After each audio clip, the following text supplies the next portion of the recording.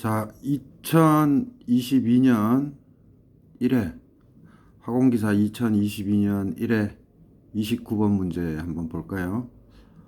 여름철 실내 온도를 26도씨로 유지하기 위해 실내 온도를 26도로 유지하는 거예요.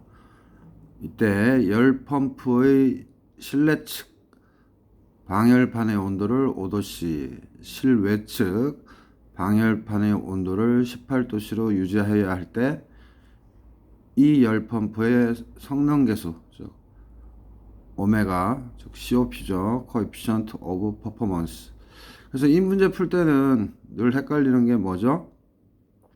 26도씨로 해야 되는지 18도씨로 해야 되는지 5도씨로 해야 되는지 이거랑 그 다음에 성능 계수의 정의를 정확히 알아야지만 답을 찾을 수가 있죠. 그래서 정답은 1번이고, 자, 요거 중요한데 풀이 과정 한번 볼까요? 쌤이 칠판에다가 해야 되는데, 제가 당분간 이렇게 노트에다가 하겠습니다. 그래서 열 펌프, 좀 희미하네요. 히트 펌프라고도 하죠. 그래서 이건 사실 기계공학과에서 많이 쓰는데, 이 열 펌프는 이제 시험에도 나온 바가 있지만 9급이나 7급 역열기관이에요. 그래서 다른 말로는 역 카르노트 기관 뭐 이렇게도 불러요. 그래서 역열기관이라는 거. 그 대신에 이 뭐죠? 열 펌프는 그 겨울에는 뭐예요? 주택이나 상업용 건물을 난방하고 여름에는 냉방을 하는 장치. 즉 다시 말해서 열 펌프는 특이하게도 역열기관이지만 난방과 냉방이 다 된다는 거.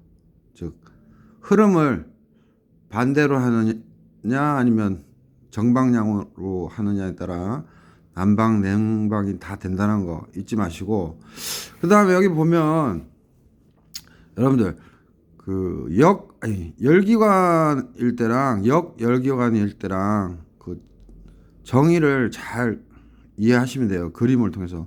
거기 보면 이제 개가 있잖아요. 여기 동글뱅이. 개가 엔진 또는 영어로 엔진 또는 사이클이라고, 아니 그 시스템. 개를 시스템 또는 엔진이라고 해서 시험에 낼 수도 있어요. 그래서 이 역열기관, 즉 냉동기관의 특징은 뭐다? QC를 받아서, 즉 낮은 열을 받아서 QH, 높은 열을 낸다. 근데 이거를 자동으로 하느냐? 그게 아니죠. 전기 에너지를 받아야 되죠. 즉 어디서 일어난다? 압축기에서, 컴프레서에서 행위를 해서 열을 흡수해서 열을 방출하는 거죠. 즉 낮은 열을 흡수해서 높은 열을 내는 거죠. 이때 W가 바로 컴프레서, 응축기인 거예요. 그래서 전기 에너지가 필요한 거예요. 이걸 이제 콘센트에 꽂아서 컴프레서를 돌리는 거죠. 자, 그러면은 우리가 엔지니어잖아요. 그러면은 성능을 따져주는데 이 역열기관에서의 성능 계수, 즉 오메가, 즉 Coefficient of Performance, 그래서 COP, 이거는 뭐예요? 여러분들이 상식적으로 생각할 때 효율 어떻게 따져줘야 돼요? 내가 100원어치만큼 전기를 써서 QH만큼 아웃풋을 내죠. 근데 조심해야 될 것은 그림을 잘 보시면 알겠지만 W만큼의 일을 해서, 즉 전기 에너지를 써서, 즉 전기세를 내서 QC를 땡기는 거죠. QC를. 그래서 항상 W만큼을 받았을 때 QC만큼을 땡겨온다. 그래서 W분의 QC예요. 그래서 요 그림 컨셉만 알면 COP는 까먹지 않을 거예요. 그래서 제 학원기사나 군무원 단약직이나 7급 우리 제 수강생들은 이 그림 하도 많이 봤을 거예요. 그래서 W분의 QC고, 이때 W는 shaft work라고도 말할 수 있고 그냥 work 이렇게 이해하셔도 돼요. 그래서 여기서 뭐예요? W는 우리가 에너지 보존 법칙에서 QH는 QC 플러스 W니까 W로 정리하면 QH 마이너스 QC가 되겠죠. W는. 그래서 분자 QC는 똑같고요. 그래서 이렇게 해서 문제를 푸는데 우리가 뭐 이상적이다. 보통 카르노시든 역카르노시든 아이디얼이잖아요. 그래서 그냥 온도로 치환해서 쓸 수 있다. 그래서 TH-TC분의 TC 이렇게 쓰는 거죠. 자, 이게 카메라가 해상도가 안 좋나? 자, 여러분들 하여튼 질문이나 이런 거 네이버 카페 엔트로피 화공, 그 다음에 네이버 밴드 엔트로피 화공 많이 이용해 주시고, 일타 화공 유튜브 채널 많이 구독해 주세요. 자, 그러면 그림을 한번 볼까요? 이해하기 편하게 선생님이 우리 화공 엔지니어들이 이해하기 편하게 제가 그림 그려봤어요. 냉동 사이클은 우리가 이제 대학 기본서에 있는 거예요. 그래서 항상 이 공기 중에 열을 흡수해요. 공기가 와요. 그죠? 팬을 돌리겠죠. 이때 팬을 돌리는 거는 사실 W 아니고 압축기가 할 때를 보통 W라고 그래요. 그래서 이 뜨거운 공기가 와가지고 증발기에 있는 냉매, 이거 냉매의 흐름이에요. 그래서 냉매가 증발이 돼요. 그래서 그때 이제 흡수한 열을 QC라 그런 거예요.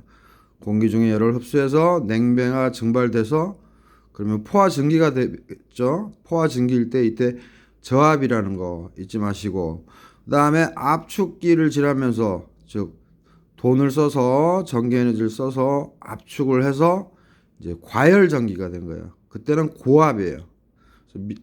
압축기 전은 저압, 압축기 후는 고압. 그다음에 이게 어떻게 돼요? 이 냉매, 즉 과열 증기, 그러니까 냉매 얘기하는 거예요. 그래서 요 놈이 어떻게 돼요? 이제 응축기로 가가지고, 그러니까 뜨거운 냉매죠. 그 놈이 응축하면서 어떻게 돼요? 열을 방출하겠죠.